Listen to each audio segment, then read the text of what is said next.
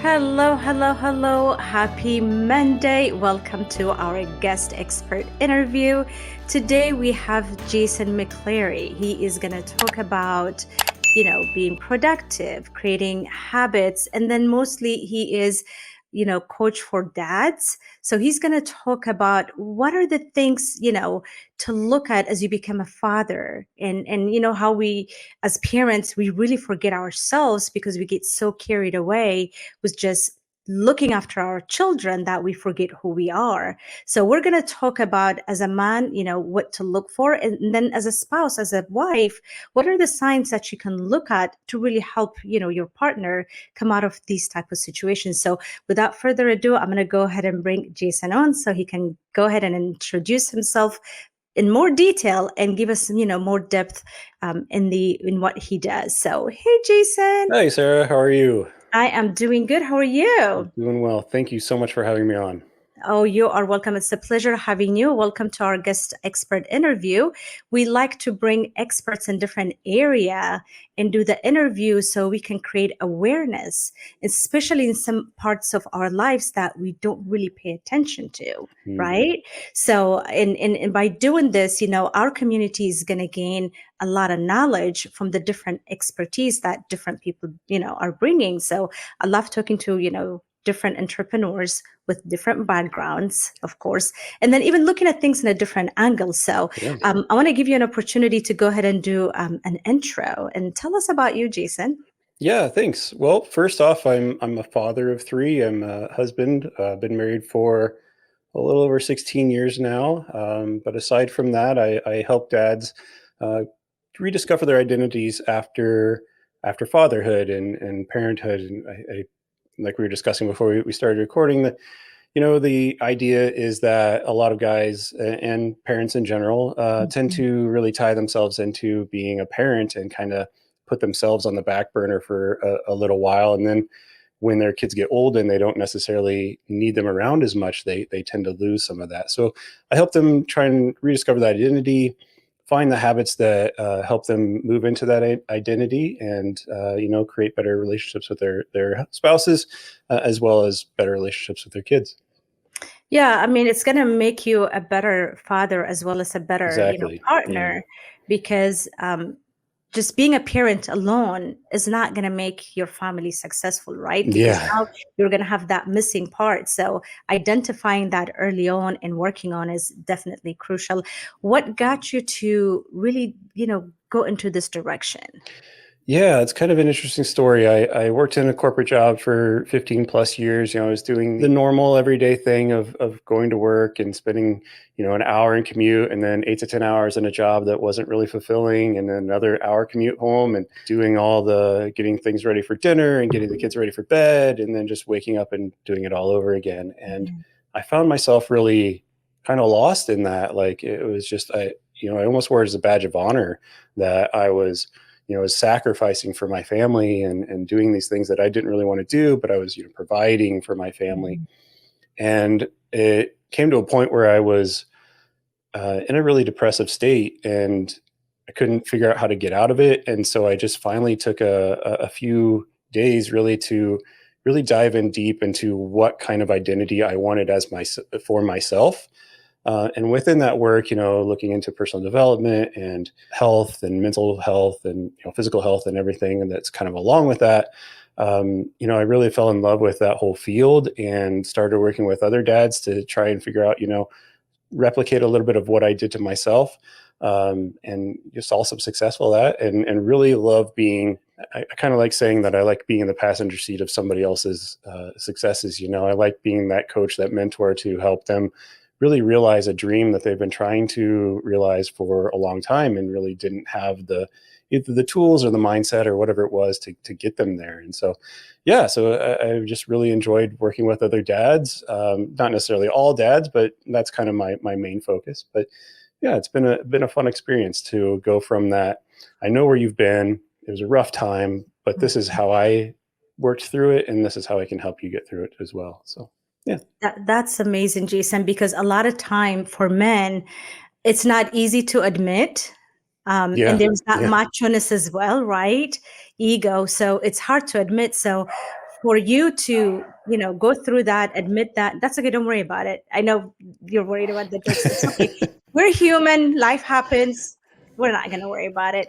So, for men, it's hard a lot of times to admit these. Yeah. Yeah. No, I agree. So, I think, like I said, I kind of word it's a badge of honor almost, in that, we don't ask for help in general, or if we do, it's kind of like in a joking manner, like, I'm having a bad day, case of the Mondays kind of thing, right? And we don't take the time to actually sit down and figure out how that affects us, and then our family as well. I think that's part of it, is we think we're sacrificing for our family, and we don't see the effect that that sacrifice is putting on our family, when if we just slowed down, took a step back to see what is affecting us, how we can, create little things, little habits, little identity pieces to, move forward, that will also affect our family in a positive way, because we're showing up better as a dad, we're showing yeah, up better as a husband, we're showing up better as a person, and, community, and all that. And then not only that, we're also modeling to our children, a healthy way to live and to deal with your emotions, and, communicate with your significant other if there is a problem, or if there's issues going on. Yeah, yeah. but I think you're right, that stigma on dads and men in general, is definitely there. Right. And we often forget that the way we are showing up has really a bigger impact on our kids. Yeah. We think that they're not really, either paying attention or they don't notice it, but they actually notice a lot more than what we think. So, you showing up as a better father, you showing up as a better husband is what you are teaching your children at an early age. And Yeah. that's what's going to stick with them. Yeah, absolutely. I think the modeling is really key to parenting in general, because they may hear what you say. They'll you can tell them to do one thing or another, and maybe they'll follow your direction. But if they see you acting in a certain way all the time, they want to model that. They want to be like daddy. They want to be like mommy. If mommy is dealing with her emotions in a certain way, then, they tend to see that as healthy or as the correct way, even though it might not be, depending on how you're dealing with that. But yeah, the modeling is super important. It's much more important to, I guess, live the way you want them to live, versus just saying how you want them to live. Yeah, just like they say, action speaks a thousand words. Right. It's not what you say that they follow, it's what you do. So Absolutely. we definitely need to pay attention to that. I guess from coaching fathers, into rediscovering themselves, Yeah. to tying that productivity, how did you kind of bring that together? Or what was the reason, or what is the justification or reason behind it, I guess? Yeah. For me, it's all about habits. It's the way that you want to live your life. So, for instance, for me, one of the biggest things that I found, or I guess I should say, the first thing that I really tackled was my physical health. I Mhm. was about 60 pounds overweight or so, and really tired, and kind of didn't have any energy, and just kind of grumpy about that too. And again, that was not a great modeling for my kids. But the one thing I wanted to do is take care of that. So I put in these habits and scheduled them into my day, and made sure that these are a priority for me. Like, I Mhm. want to make sure that I'm working out, or eating healthy, or whatever it might be. And so um, I created habits out of an identity. So I thought to myself, Mhm. what does a person do that has that, in this case, health that I want? Okay, maybe they run every other day, or they work out every day, or they eat this type of way. And so I created those habits into my life to be able to reach that final destination. I wasn't necessarily looking at a goal like, my goal wasn't, I want to lose 60 pounds. My goal was, today I'm going to run 2 miles. Today I'm going to eat healthy. And healthy is different for each person, but Exactly. Yeah. um, yeah. So I started putting those types of habits into my life. And same with my marriage. There are certain things within my marriage that I want to, create better connection in Better, those yeah. things. So I wanted to make sure that we had those times together. So we again scheduled those times and made sure that those were the priority above anything else outside of our marriage and outside of our family. All came secondary to date nights, to Mhm. family movie nights, whatever it might be that we wanted to really instill into our life, and just made those the first priority before everything else. That's nice. I like what you said at the beginning. You kind of created a persona that you want to emulate, Yeah, right? And then create a habit around it. So that's really a great way to start. Like if you don't know what you want to change, maybe think about who you want to emulate yeah, and what are the things you need to do to build that habit. And that habit becomes your identity eventually. exactly. Yeah. And that's what, to me, what really makes a habit stick is when it becomes your identity. Like, Mhm. uh, Second nature, right? It becomes a yeah, second nature. exactly. I kind of joke. I hired a health coach when I first started my journey, and I told him I do not want to be a runner. I am not one who runs. And about 3 weeks ago, I ran my first half marathon. Yeah. So it was kind of interesting how I decided to, all right, this is the persona that I want, and now I'm a runner, and now without fail, barring any injury or or whatnot, Mm. I make sure that I get out on my run, every other day or whatever it might be for me.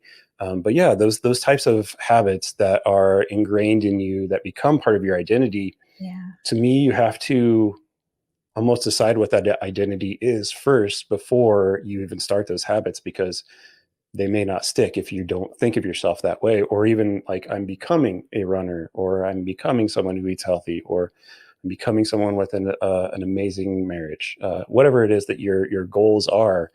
If you imbue that into your identity, it's more likely to stick. Right. You have to believe it. Yes. Yeah. If you don't believe it, it's not going to stick. Yeah. Yeah. Yeah.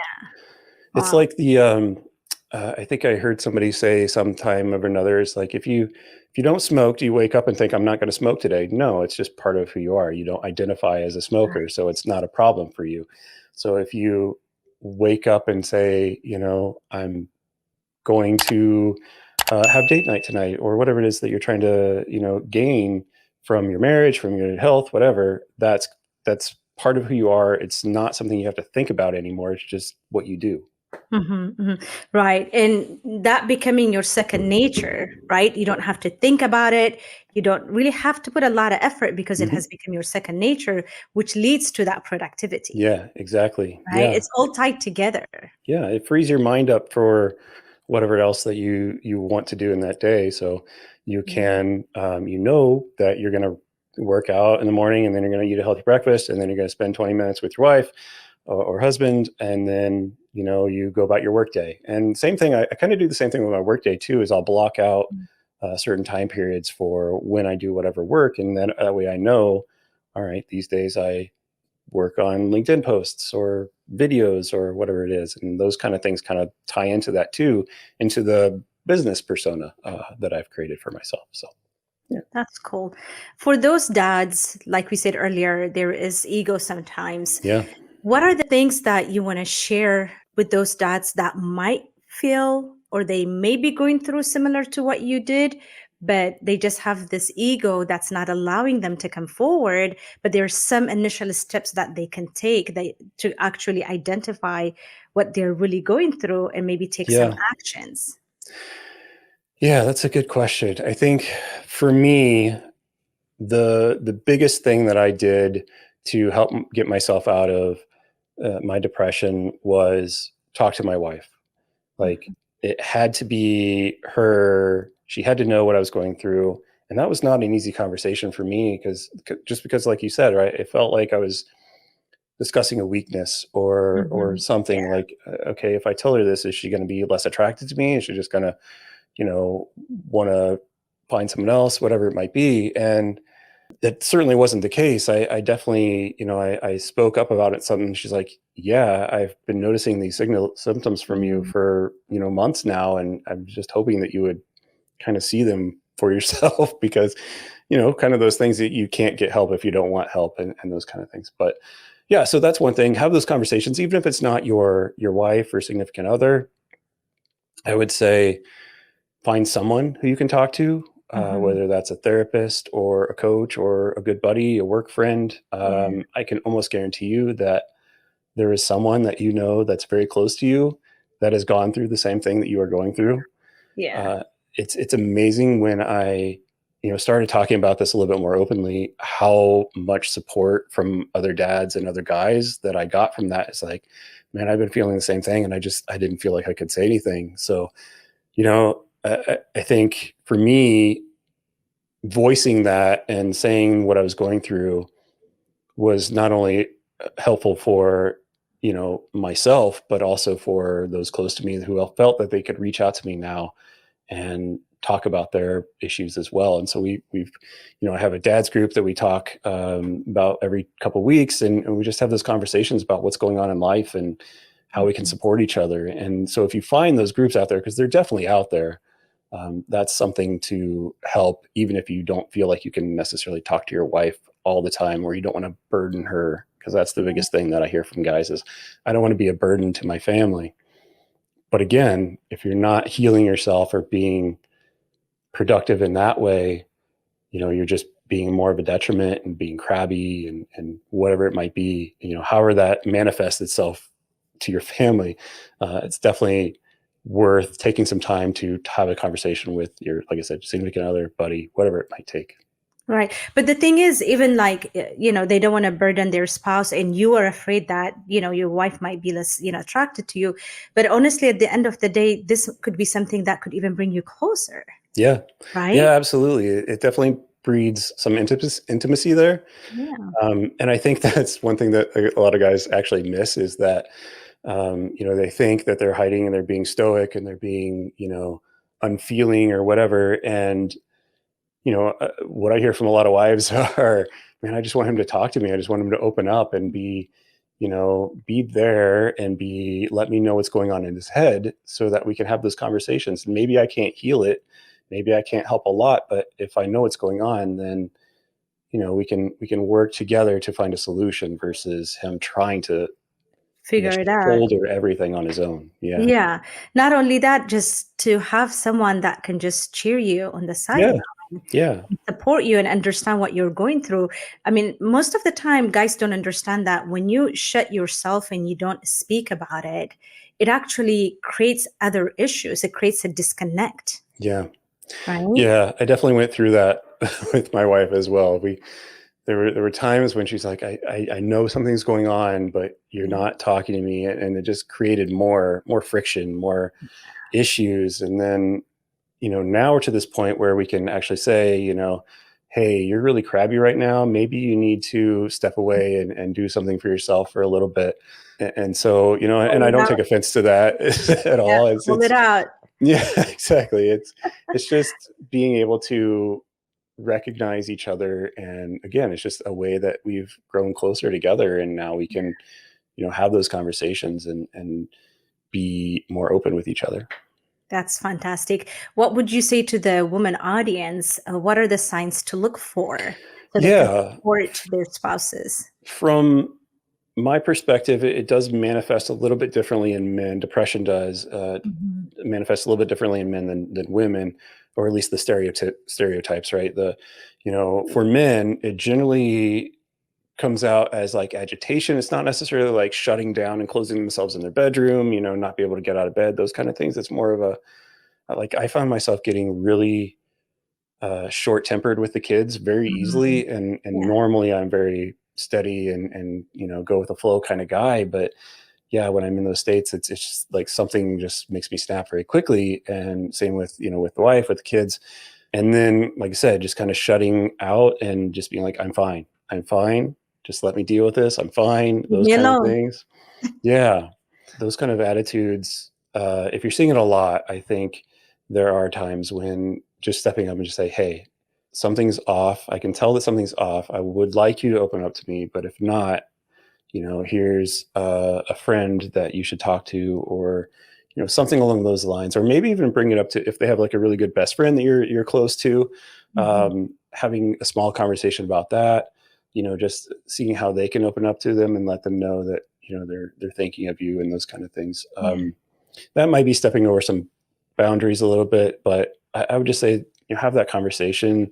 Just say, I've been noticing this, and I think that something's off. I would like to see how I can help.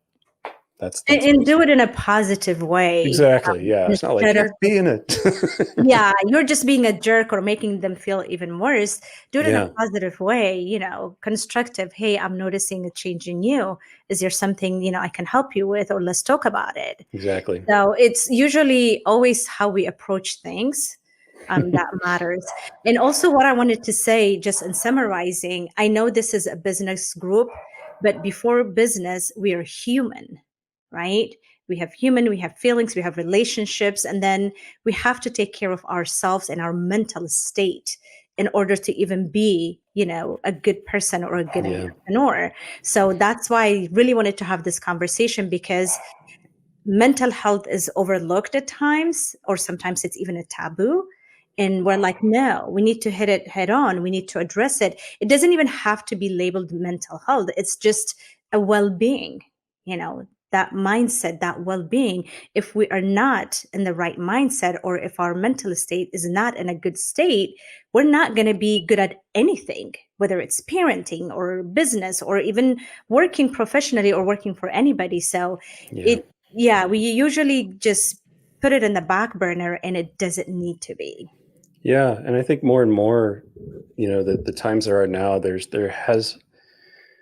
less and less of a line between work and life. I think there's, parts of everything that comes into work. There's parts of your work that goes into your personal life, and all of that mental state between the two, does have an impact on everything. So yeah, I think it's so important.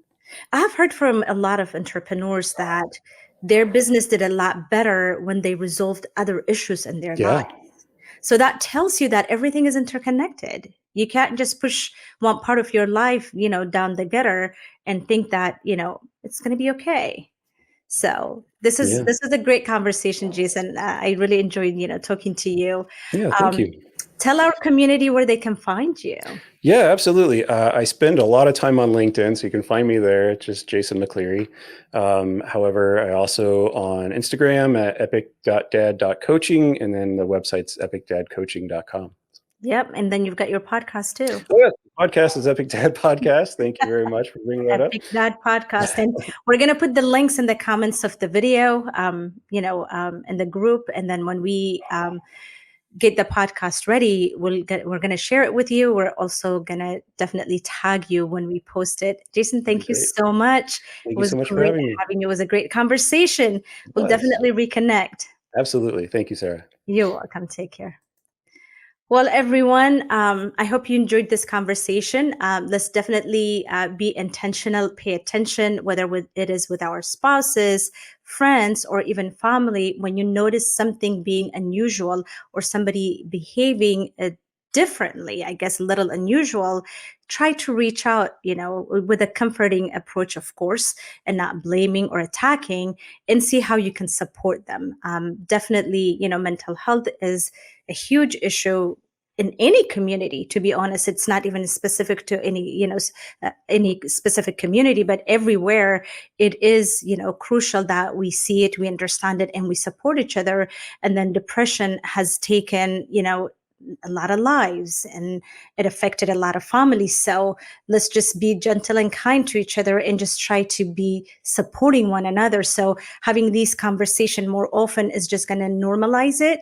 That way it's never taboo. I know it's a taboo in certain communities, that's why I mentioned taboo, but as we talk about it more and address it more, it's going to become normal. We normalize it, and we have this conversation with ease. That way we can support those that need our support. So thank you so much for being here, guys. We'll see you guys again next week on another expert guest interview.